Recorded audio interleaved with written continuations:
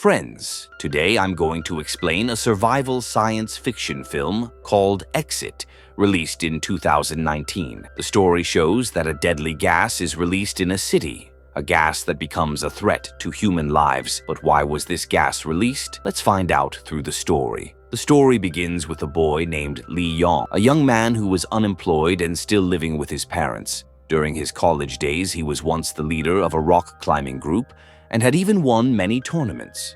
However, despite all his talent, finding a job had become a huge challenge for Lee.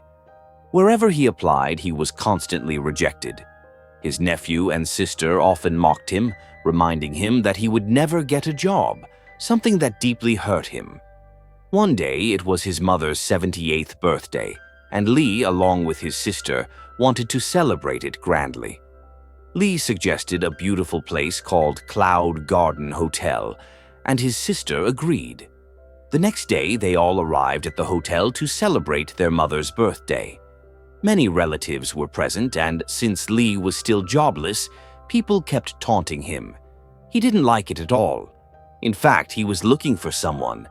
And then he saw a woman named Uiju. Seeing her made him very happy. Uiju had been his classmate during college and was also a rock climber, just like him. However, they hadn't spoken to each other in over 5 years. Lee had always liked her, and this was the real reason he chose that hotel, because he already knew she worked there. When he finally met Uiju, he was overjoyed. She was equally surprised to see him. They went outside to talk. Uiju asked what he was doing these days, and Lee lied, saying that he was a manager at a big company, not wanting to admit that he was unemployed. Just then, Uiju's boss called her. The man often flirted with her, which made her uncomfortable, but since the hotel belonged to her father, she couldn't easily reject him or she might lose her job. Meanwhile, in another part of the city, a truck stopped in the middle of the road.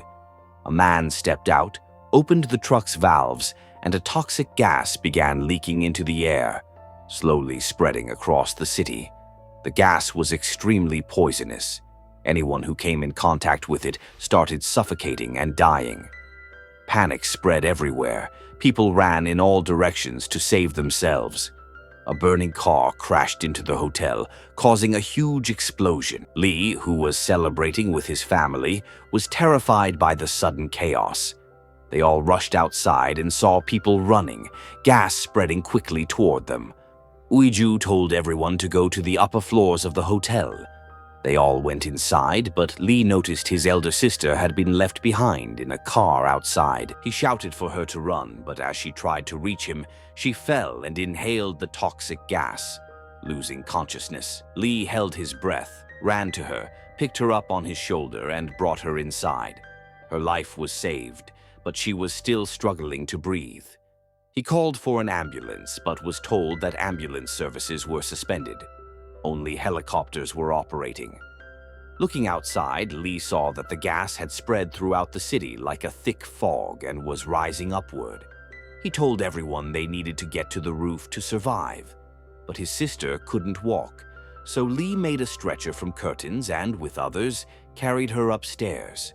When they reached the top floor, the door to the rooftop was locked, and the only key was at the reception desk downstairs, where the gas had already filled the area. Going there meant certain death. On the lower floor, they saw the news on TV. The gas had spread everywhere. People were advised to use protective masks if available, and if caught in the gas, they were told to breathe slowly. Doing so could help them survive up to 15 minutes longer. They found 3 masks, but to unlock the rooftop door, someone had to get the key from the reception. Lee looked around and noticed another building nearby. He decided he could cross over to that building, climb up to its roof, and reach the hotel's rooftop from the outside, since the door could be opened from there. He broke the hotel's glass wall, tied a rope around himself, and prepared to climb. After all, Lee was a trained rock climber. He knew what to do. His family begged him not to risk it, but he had no other choice. He made a long jump, managed to grab a pipe, and tied the other end of the rope securely. He began climbing upward, holding on to the building's ledges. His cousin recorded the whole thing live on his phone, shocked by his bravery. When Lee's rope ended, he untied it from his body and continued climbing without safety support. A deadly move. But he didn't stop. Finally, he reached the top where there was a giant lion statue, the hotel's logo. Grabbing it, he pulled himself up with his last ounce of strength and unlocked the rooftop door from outside. Everyone rushed to the roof. They now had hope. Helicopters could rescue them from here. They turned on their phone flashlights to signal the rescue team, but from such a height the lights were too dim.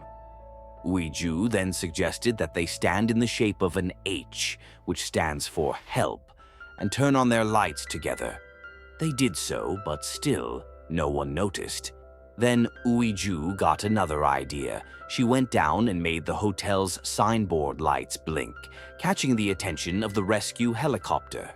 Soon, a helicopter arrived, and everyone cheered with relief. A safety platform was lowered, and people were taken up one by one. But when it was Lee and Uiju's turn, the platform became overloaded, and they couldn't get in. The helicopter took others and left, promising to return. The gas was now reaching the rooftop. They couldn't stay there. Wearing their masks and carrying ropes, they covered their bodies and escaped the hotel. Outside, the streets were filled with thick, deadly smoke. They ran desperately and reached another building, but the gas had climbed there too. They needed to go even higher, so they moved to another building that was still safe.